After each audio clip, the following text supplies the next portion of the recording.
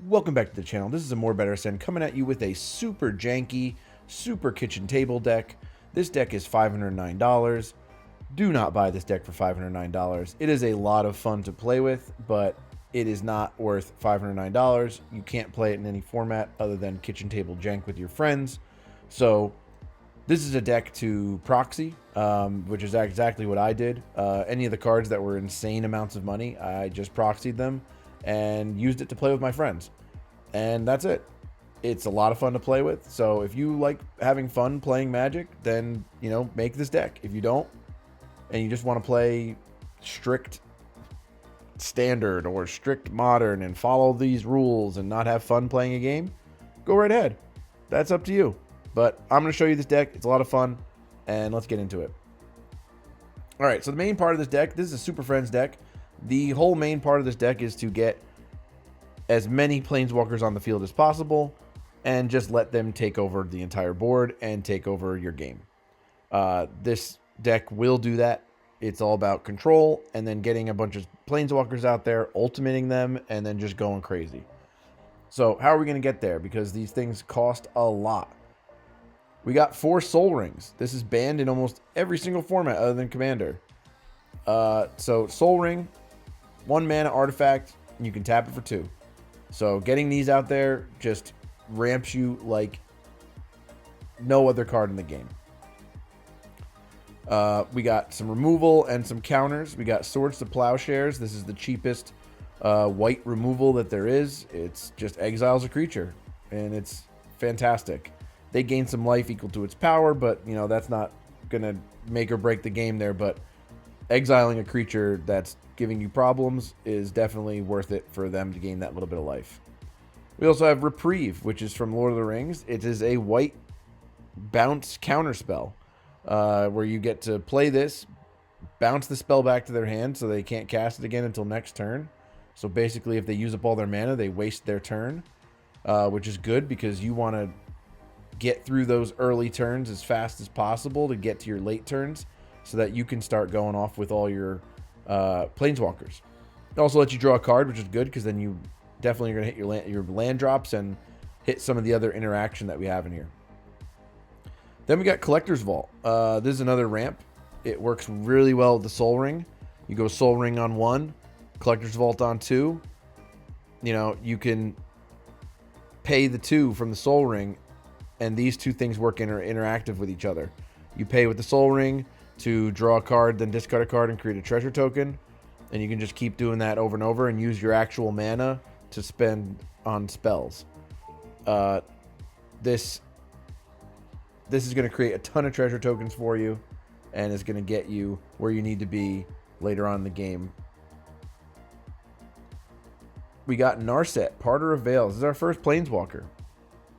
Each opponent can't draw more than 1 card each turn, which is very good. Definitely limits them with their ability, especially if you're going up a deck that really wants that value play of drawing a bunch of cards.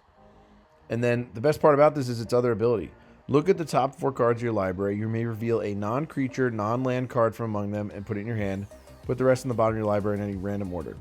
So whether it's you're trying to draw into a planeswalker or you're trying to draw into a bounce spell or whatever it is, you can just go grab that off of the top 4 cards, which top 4 cards is a lot of cards, and you're definitely going to land something most of the time that you can use.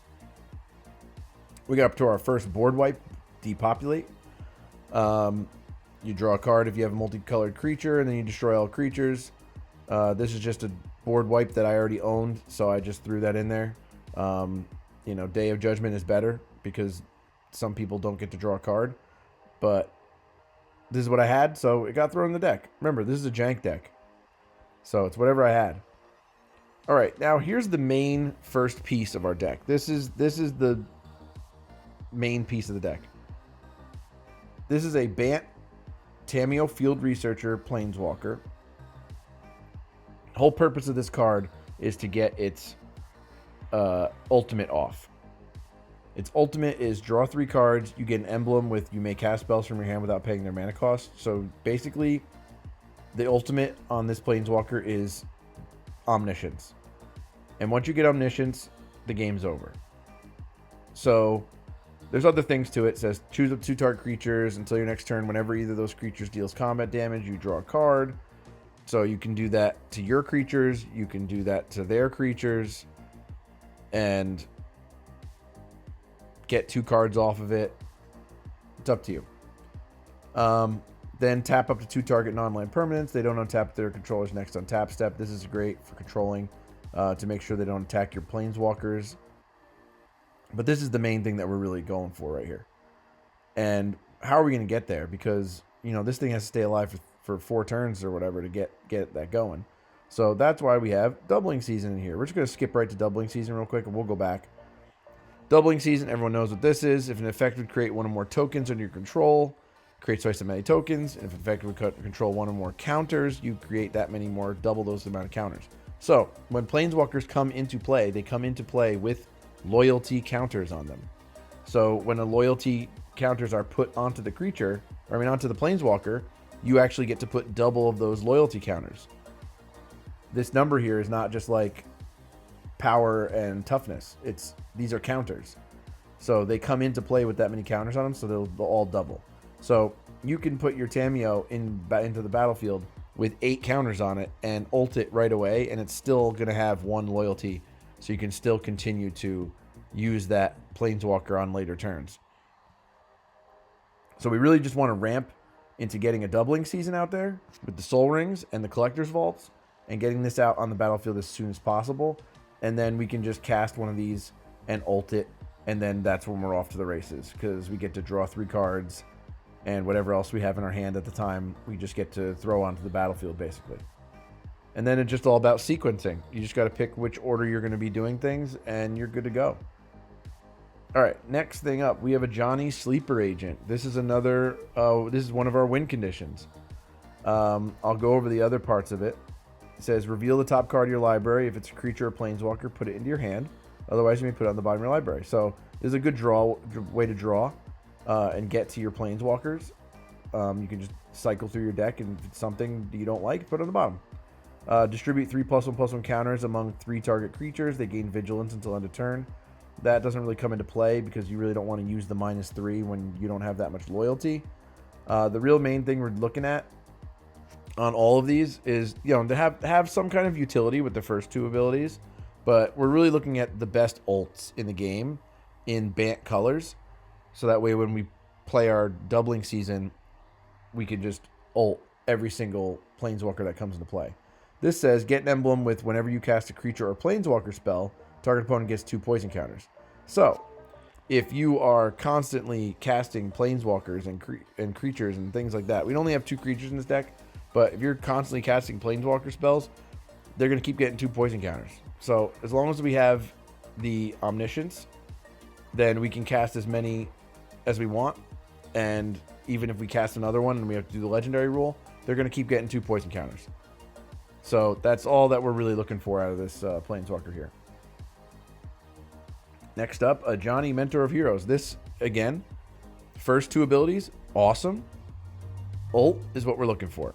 So if we get it out there before we have Doubling Season out there, it does have 2 very good +1 abilities. No minus abilities. The first one is distribute 3+1/+1 counters among 1, 2, or 3 target creatures you control, which is great. Pump your team. Next one is look at the top 4 cards of your library, just like Narset, and you can reveal an aura, creature, or planeswalker card. So we have a bunch of planeswalkers out of the top 4, and put that rest on your bottom in any order. But what we're really looking for is the ult, because it gives us a ton of time to win the game, gain 100 life. This is, I don't know how this card was printed. This is the most insane ult of all time. Gain 100 life. That's crazy. But you know what? I'll take 100 life. Next up is Sunfall. Sunfall is another board wipe. It's exile all creatures, incubate X, and then you get to put X +1/+1 counters on it. Doubling Season actually works twice with this, where it's going to put X +1/+1 counters on it, and then it's going to create double those counters and double the amount of tokens. So you're really putting doubling season into overtime on this one. We already talked about doubling season, so we're just going to jump right to the next planeswalker. This is Teferi, Hero Dominaria. Again, we'll talk about the first two, but we're really looking at the ultimate. Draw a card at the beginning of the next end step, untap 2 lands. That's very nice for your reprieve to be able to have interaction. -3, put target non-land permanent into its owner's library, third from the top. And then the ult is what we're looking for. You get an emblem whenever you draw a card. Exile target permanent and opponent controls. That is wild. Especially if we combine that with our top end card, Ugin. Ugin is an 8-mana planeswalker. +2 is Ugin Spirit Dragon deals 3 damage to any target. -X, you can exile a bunch of permanents off the battlefield. And then you have the ultimate of -10, where you gain 7 life, draw 7 cards, and then put 7 permanent cards from your hand on the battlefield. The draw 7 cards means we also get to exile 7 permanents from their battlefield. So you're basically just wiping the entire board, especially at this point in the game. Up next after that, we got Tezzeret, Artifice Master. You get to create a 1/1 colorless Thopter artifact creature token. You can draw a card, and if you control 3 or more artifacts, you draw 2 cards, which if you have enough Soul Rings and Collector's Vaults on the field, Incubate tokens, then you get to draw 2 cards for nothing. And then if you have Teferi out there, you get to exile 2 permanents as well. And then really what we're looking at is the emblem again. You get an emblem with, at the beginning of your end step, search your library for a permanent card, put it onto the battlefield, then shuffle your library. So obviously, if you don't have it already, every single time, you're going to be... First priority is putting a doubling season on the battlefield. That's the first thing that you're going to be searching for. If you already have that, then you're going to be searching for one of 2 things. Either your Tamiyo to get that Omniscience, or you're going to be searching for Ugin to clear the entire battlefield. Those are going to be your 2 options of things you're going to be really looking for. Obviously, if there's other situations and you already have those things on the battlefield and you still haven't won the game, you can go for one of your other planeswalkers, but you're really going to be looking for those 2 things. Next up is Teferi, Temporal Pilgrim. This is whenever you draw a card, put a loyalty counter on Teferi. So when you ult Ugin and you get to draw 7 cards, you're going to put 7 loyalty on this guy. He's going to come in with 8 loyalty if you have doubling season out. So not enough to get him to his ult. But, we're drawing so many cards with Collector's Vault and with all these other things that you're going to be at your ult in no time. Plus, every time a loyalty counter is put on him, you're actually doubling the amount of loyalty counters. So if you draw a card, you're really putting 2. So this should really say +2 if you have a doubling season out on the battlefield. Then you get to create a blue spirit creature token, 2/2 with vigilance, that whenever you draw a card, you put a 1/1 counter on this creature. So doubling season, you're going to create 2 of those creatures. And when you draw a card, you're going to put a +2/+2 on each of those creatures. So those are going to get out of hand very quickly, especially with the vigilance. And then the last one's a board wipe. Target opponent chooses a permanent they control and returns it to their hand, and then they shuffle each non-land permanent they control into their library. So basically a gigantic board wipe. They get to keep 1 thing. So that's another nice thing to have in your toolbox, even though we have so many other board wipes. And then last but not least, we have Bioessence Hydra. A lot of people, I don't see a lot of people put this in any kind of Super Friends deck, but this is definitely a beast. It won a game for me when I played with this deck. It's a 5-mana 4/4 with trample, and it enters the battlefield with a +1/+1 counter on it for each loyalty counter on planeswalkers you control. So if you have, let's say you have 2 planeswalkers out there and each of them have 5 loyalty, this thing's coming in with 10 +1/+1 counters on it. And if you have a doubling season, it's going to come in with 20 +1/+1 counters on it. And then whenever you put 1 or more loyalty counters on a planeswalker, you put that many +1/+1 counters on the Bioessence Hydra. So There's a lot of chain effects going on here. So if you have a doubling season out there and you +1 your Teferi, you're really +2ing your Teferi because you're putting an extra counter on it if you order your triggers correctly. So your Teferi is going to get +2. So those 2 loyalty counters are going to translate into 2 +1/+1 counters for Bioessence Hydra. But then the doubling season, since you're putting counters on something new, doubles them again. So now you're getting 4. So for just +1ing your Teferi, you're giving this +4/+4 forever. And it has trample. But just having multiple planeswalkers out on the battlefield when you cast this, it's gonna be huge. Especially for 5 mana. Like I just said before, just 2 planeswalkers with 5 loyalty each and 1 doubling season makes this into a 24/24, which is insane. And you're going to win the game straight up with just that. You know how crazy Hydras get, and they get very out of control. But definitely a nice add to a Super Friends deck, especially in these colors. So let's get to the mana base. The mana base is just basically some Bant. We got Spar's Headquarters.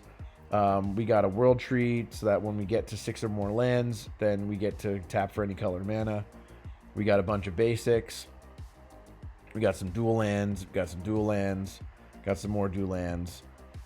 We have 1 Boseiju. We have 1 Iganjo for some interaction.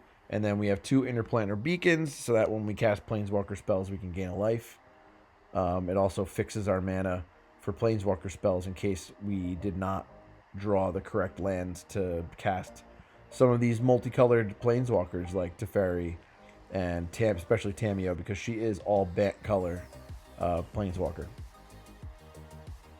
All right, so there's a 27 recommended lands. We do not have that much. We have 23 because we're going to be creating so many treasure tokens. 3.51 average mana cost, very high. You know, we do have an Ugin in there with 8. You can see the mana curve. We are very, very high on the top end because of all the Planeswalkers that we have. How many do we actually have? 1, 2, 3, 4, 5, 6, 7, 8, 9, 10, 11, 12. We have 13 Planeswalkers in this deck. That's a lot of Planeswalkers. But it is a Super Friends deck, so that's the whole point. This deck's a lot of fun. Like I said before, do not buy this deck in regular paper. That's stupid. It's way too expensive. But this deck's a lot of fun. When it pops off, it's crazy. It's so much fun to play with. You got so much stuff going on.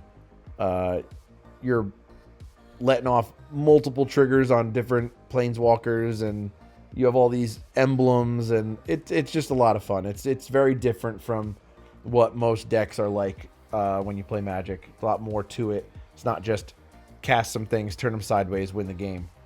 This just adds another level to it, and it's a lot of fun.